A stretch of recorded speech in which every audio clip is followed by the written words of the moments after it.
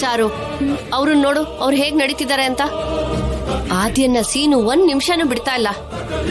ಆದ್ಯನೂ ಕೂಡ ಸೀನುನ 1 ನಿಮಿಷನೂ ಬಿಡ್ತಿಲ್ಲ.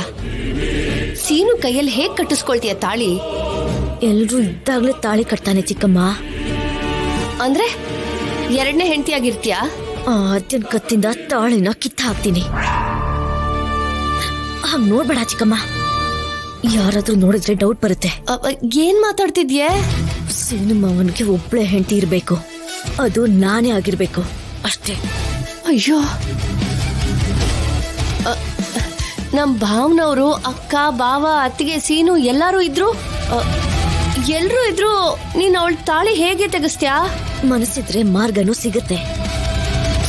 ಅದ್ರಲ್ಲೂ ಈ ತರ ಪವಿತ್ರವಾದ ದೇವಸ್ಥಾನದಲ್ಲಿ ಕೆಟ್ಟ ಕೆಲಸ ಮಾಡಿದ್ರೆ ಪಾಪ ಸುತ್ಕೊಳ್ಳುತ್ತೇನೋ ಕಣೆ. ಅಂಟ್ಕೊಂಡ್ರೆ ಅಂಟ್ಕೊಳ್ಳಿ, ಸೇಫ್ ಆಗಿ ಹೇಗೆ ಆಚೆ ಬರ್ಬೇಕು ಅಂತ ನನಗೆ ಚೆನ್ನಾಗಿ ಗೊತ್ತು. ಈಗ ಇಲ್ಲಿ ಡಿಸ್ಕಷನ್ ಮಾಡಿದ್ದು ಸಾಕು, ಒಳಗಡೆ ಹೋಗೋಣವಾ? ನೋಡಿ ನಡಿ.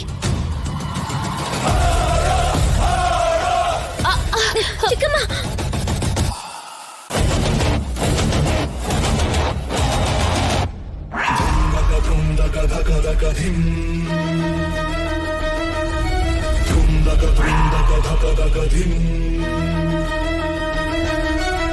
ನೋಡ್ದ ಸೀನು, ಅವಳು ಕಣ್ಣಿದೆ ಅನ್ನೋದನ್ನ ಮರ್ತು ಪಾರ್ವತಿ ಚಿಕ್ಕಮ್ಮನ್ನ ಹೇಗ್ ಹಿಡ್ಕೊಂಡಿದ್ದಾಳೆ ಅಂತ. ಚಾರು, ನಿನಗ್ ಕಾಣಿಸಲ್ಲ ಅಲ್ವಾ? ಅತ್ತೇನ್ ಹೇಗ್ ಹಿಡ್ಕೊಂಡೆ ಮತ್ತೆ?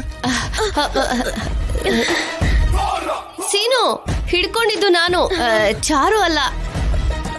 ಚಾರು ಕಾಣಿಸಲ್ಲ ಅಲ್ವಾ? ಸ್ವಲ್ಪ ನೋಡ್ಕೊಂಡು ನಡಿ ಚಾರು. ಆಯ್ತು ರೀ. ಕಾಲ್ ನೋವುತ್ತಿದ್ರೆ ಹೇಳು ಚಾರು, ಕಾರ್ ಅರೇಂಜ್ ಮಾಡ್ತೀನಿ. ಅದೆಲ್ಲ ಇನ್ನು ಬೇಡ ಆದ್ಯ. ಎಲ್ರು ಒಂದ್ ದಾರಿಲಿ ಹೋದ್ರೆ ನಾನ್ ಮಾತ್ರ ಬೇರೆ ದಾರಿಲಿ ಹೋಗೋ ತರ ಆಗುತ್ತೆ.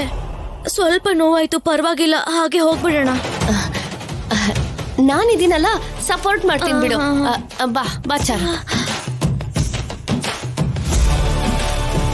ಅಪ್ಪ,